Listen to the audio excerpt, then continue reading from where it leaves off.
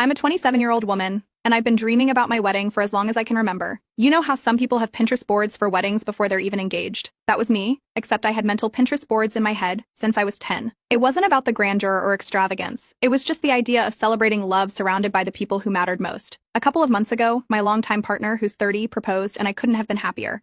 But what started as the happiest time of my life has quickly turned into a nightmare thanks to one person, my aunt. Let me set the stage a little bit. My fiancé and I aren't flashy people. We're both working professionals and pretty practical when it comes to money. We set a budget of $20,000 for the wedding. It's not huge, but it's enough to plan something intimate, elegant, and entirely ours. We found the perfect venue, a gorgeous garden space that feels straight out of a storybook but without the storybook price tag. Everything was falling into place. Now here's where things get messy. My aunt, who's 50, is that person in the family. You know, the type loud, opinionated, and wealthy enough to think her money gives her control over everyone else's lives. She throws these ridiculous parties that feel more like PR events than family gatherings, always making it about herself. She's also incredibly controlling, which is why I've always kept my distance. Unfortunately, keeping her out of this was not as easy as I thought. When she heard I got engaged, she called me immediately to congratulate me and offered to pitch in $5,000 for the wedding. That sounds generous, right? But there was a catch. She wanted input on the guest list. Specifically, she wanted to invite a bunch of her friends and business acquaintances. I declined politely, explaining that we already had a tight budget and wanted to keep it small. She acted like she understood, but that's when the subtle undermining started.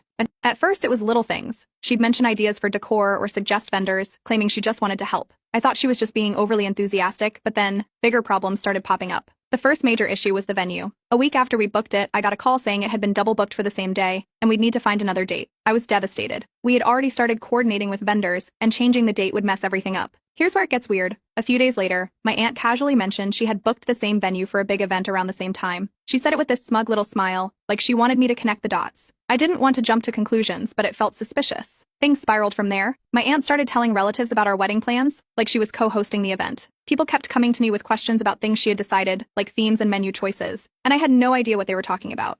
It turns out she had been framing her suggestions as finalized plans to other family members. My fiancé, bless him, has been incredibly patient through all this, but even he was losing his cool. He told me I needed to confront her before things got worse, but I was still trying to keep the peace. That changed when I found out she had invited her own friends to the wedding. These weren't mutual family friends or people I knew, just random acquaintances of hers. She claimed they might as well come since I've talked so much about your wedding to them. The audacity. The final straw came when I discovered she contacted my caterer without telling me. She had the menu changed to some over the top, expensive options I had specifically said I didn't want. I was furious. When I confronted her about it, she just brushed it off, saying, "You'll thank me later." That's when I realized she wasn't just being overbearing, she was actively trying to take over my wedding. I've spent the past few days unraveling all the damage she's done. My fiancé and I have had to scramble to find a backup venue, reconfirm all our vendor contracts, and deal with the fallout of her meddling. It's exhausting. And honestly, I'm at my wit's end. This was supposed to be one of the happiest times of my life, and instead I'm stuck putting out fires caused by someone who claims to care about me. I decided to share my story here because I don't know what else to do. I don't want to cut her out completely because she's family, but I also can't let her continue to steamroll me. Have any of you dealt with a relative like this? How do I set boundaries without causing an all-out family war? Update 1. After posting my story on Reddit, I was blown away by the support. Thousands of comments poured in, with nearly everyone telling me the same thing. I needed to take back control of my wedding and stop letting my aunt dictate everything. Suggestions ranged from uninviting her entirely to exposing her behavior to the whole family. The clarity and encouragement from strangers were exactly the push I needed. The first step was uninviting my aunt from the wedding. I didn't want to drag this out, so I sent her a straightforward text. I explained that her actions had caused too much stress and confusion, and I needed to move forward without her involvement. Within minutes, my phone started lighting up. She called me repeatedly, left voicemails, and sent a barrage of texts. They alternated between guilt-tripping, "I was just trying to help," and outright anger, "Good luck pulling this off without me." Word traveled fast in my family. By the next day, half my relatives were weighing in. Some applauded my decision, saying they'd seen this coming for years. Others called me ungrateful for turning down her help and said I should have found a way to compromise. Meanwhile, my fiancé was my rock through all of this. He reminded me that this was our wedding and that we didn't owe anyone else's say in it. With her officially uninvited, I turned to the next problem, the guest list. While going through RSVPs, I realized my aunt had invited 15 of her own friends without consulting me. These were people I didn't know, and certainly hadn't planned to feed or entertain. I immediately contacted the wedding planner and crossed all their names off the list. Of course, this caused more drama, but I didn't care at this point. My aunt could deal with explaining to her friends why they weren't invited anymore. Next, my fiancé and I focused on securing a new venue. We found a smaller but equally beautiful location, an outdoor garden space that felt more intimate and personal. It was a bit of a scramble to adjust the vendor schedules, but we managed. Looking back, it was a blessing in disguise. The new venue fit our vision better than the first one, and it was more budget-friendly. Just as we started to feel like we were getting things back on track, my aunt dropped her next bombshell. She announced she was hosting a family celebration on the same day as our wedding. She framed it as a casual gathering for relatives who couldn't travel for the wedding, but I didn't buy it for a second. Something about the timing felt off. That's when my cousin, her daughter, stepped in.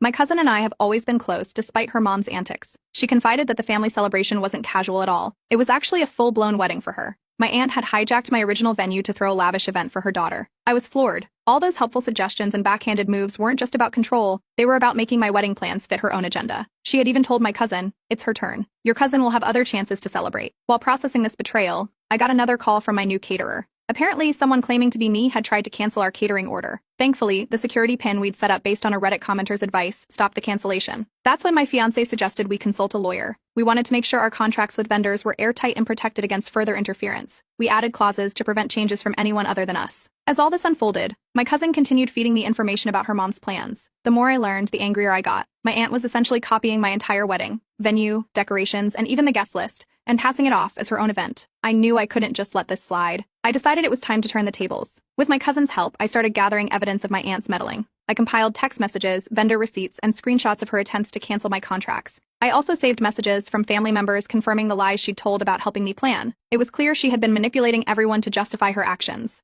To keep things moving, I updated Reddit with everything that had happened so far. The response was overwhelming again, with people urging me to fight back. Many suggested creative ways to expose my aunt without stooping to her level, and I started formulating a plan. My goal wasn't just to protect my wedding anymore, it was to make sure she thought twice before pulling something like this again. At this point, the pieces were all falling into place. I had the proof I needed, a new venue, and the support of my fiancé and Sam cousin. The next step was deciding how to reveal the truth in a way that would make an impact.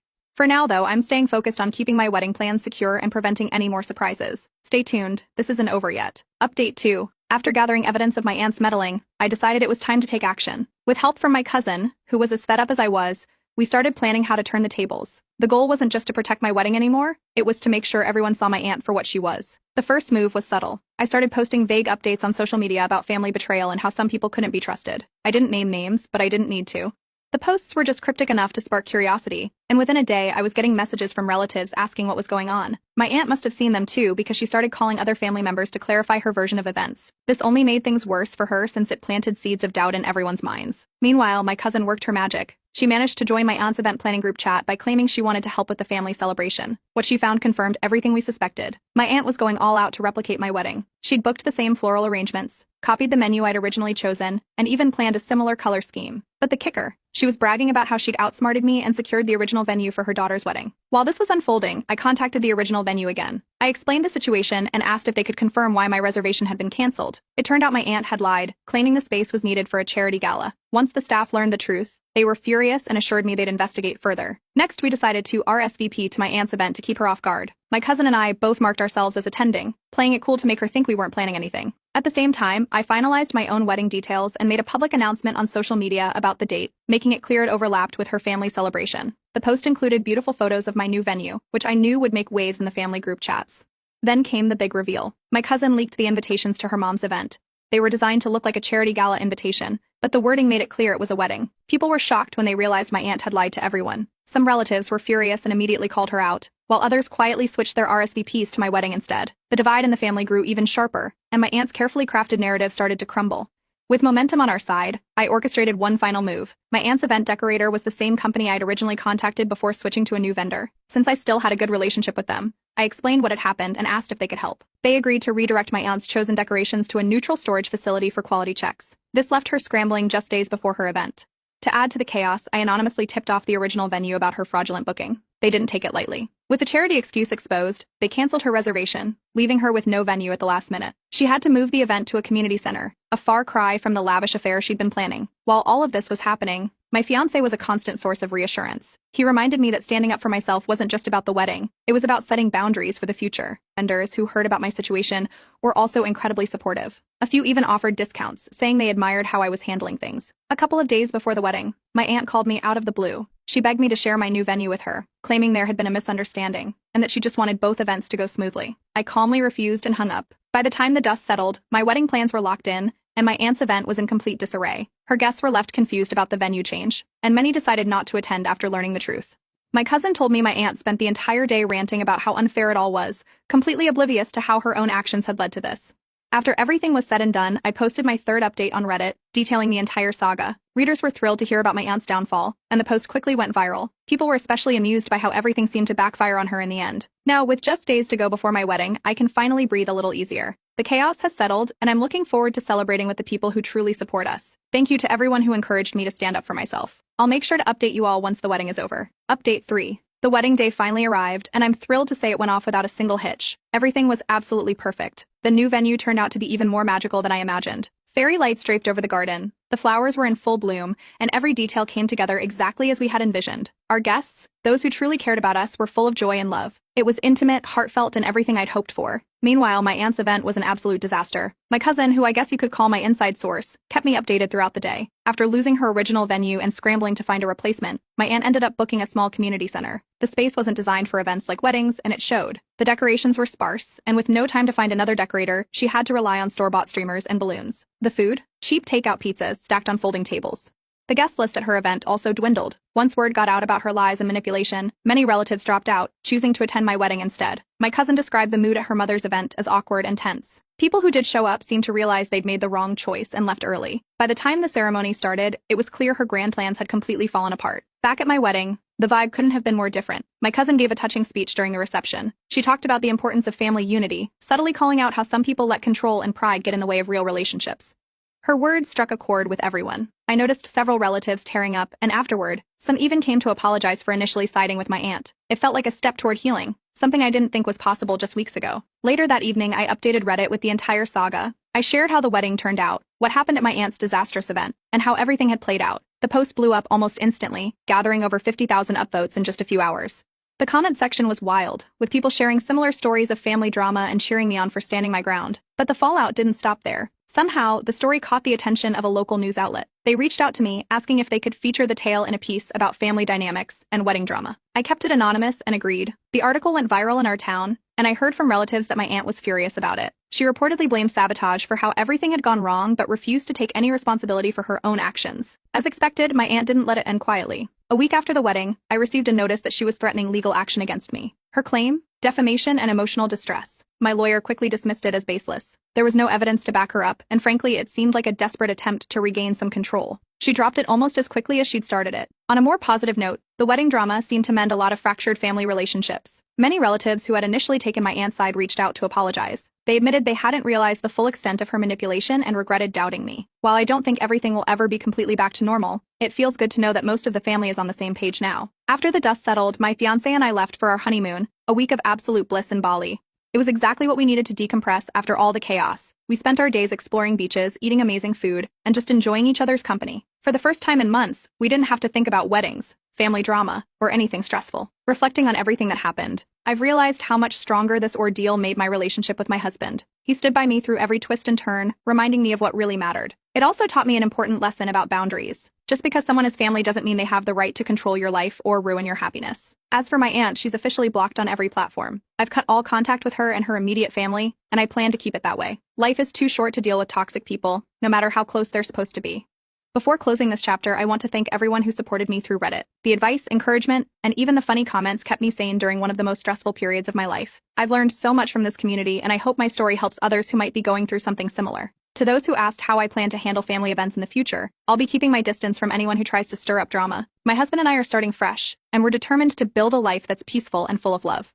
This will likely be my last update, but I want to leave you all with this. Don't let anyone steal your joy, and never be afraid to stand up for yourself. Family isn't about blood, it's about the people who truly support and care for you. Thank you for being part of my journey. Update 4. It's been a whirlwind since my last update, but things have finally settled for the most part. I wanted to share all the juicy details about what happened, especially with my aunt. Buckle up, because the fallout was as dramatic as you might imagine. Our wedding day turned out to be perfect. We pulled off a magical celebration at the new venue without any drama or interruptions. The garden was glowing under the string lights, and every little detail came together exactly as planned. The people who showed up were there for us, and the love and joy in the air were tangible. Some family members, mostly those who had sided with my aunt, didn't show up. Honestly, it was a relief. Their absence made the atmosphere lighter, and we didn't have to deal with any passive-aggressive comments or awkwardness. Instead, we were surrounded by people who genuinely cared about us, making the day even more special. Meanwhile, over at the family celebration, my aunt's event was an absolute disaster. My cousin, who was there as a reluctant participant, kept me updated throughout the day. After losing her original venue and scrambling for a replacement, my aunt ended up booking a last-minute community center. The space was tiny, poorly lit, and completely unsuitable for a wedding.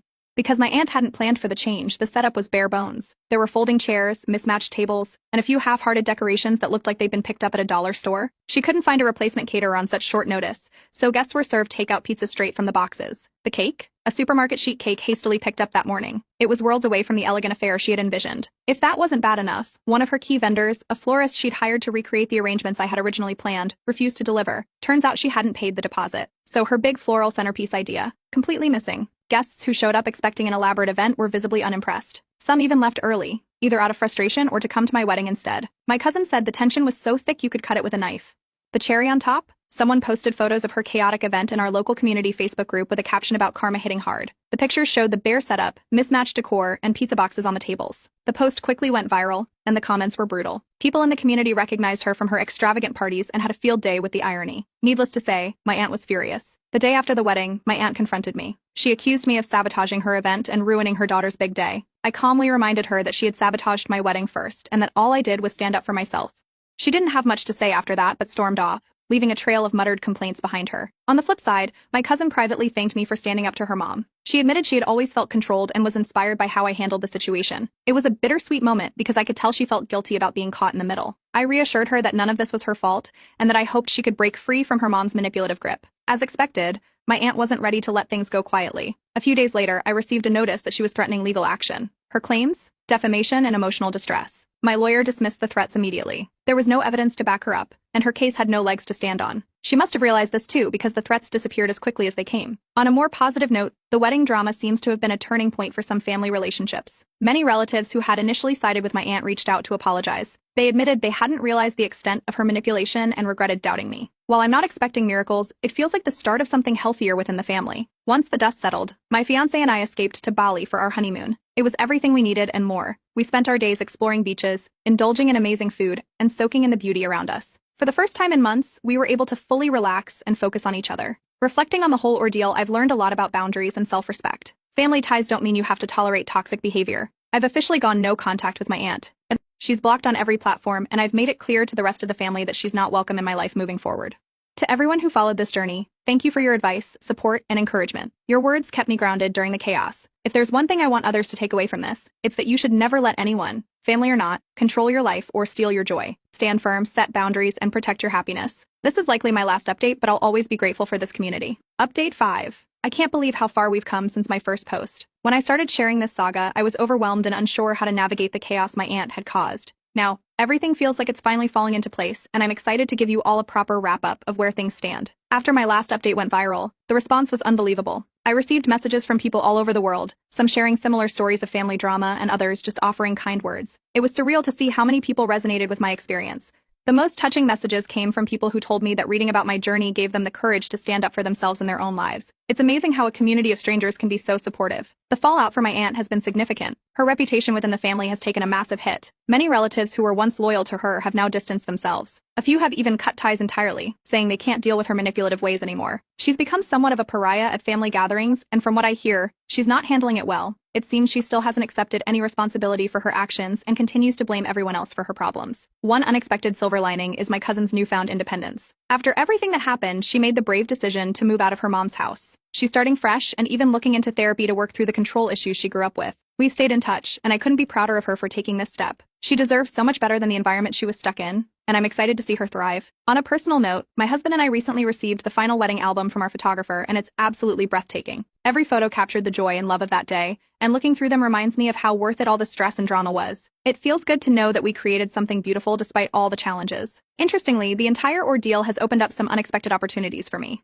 A popular wedding blog reached out after my story went viral, asking if they could feature it with identifying details removed, of course. They thought it would resonate with couples navigating tricky family dynamics. That feature led to a few other opportunities, including guest writing pieces about setting boundaries during wedding planning. It's strange to think that something so stressful turned into a creative outlet and even a small side hustle. Another major change is how much stronger my boundaries have become. This experience taught me the importance of standing firm, even when it's uncomfortable. I've been much better at enforcing limits with other family members. No more guilt trips, unsolicited advice, or letting others steamroll my decisions. I've made it clear that my life is my own, and while it hasn't been easy, it's been incredibly freeing. One of the ways we've decided to move forward is by creating new traditions. My husband and I have started hosting annual celebration dinners with the relatives who supported us throughout this journey.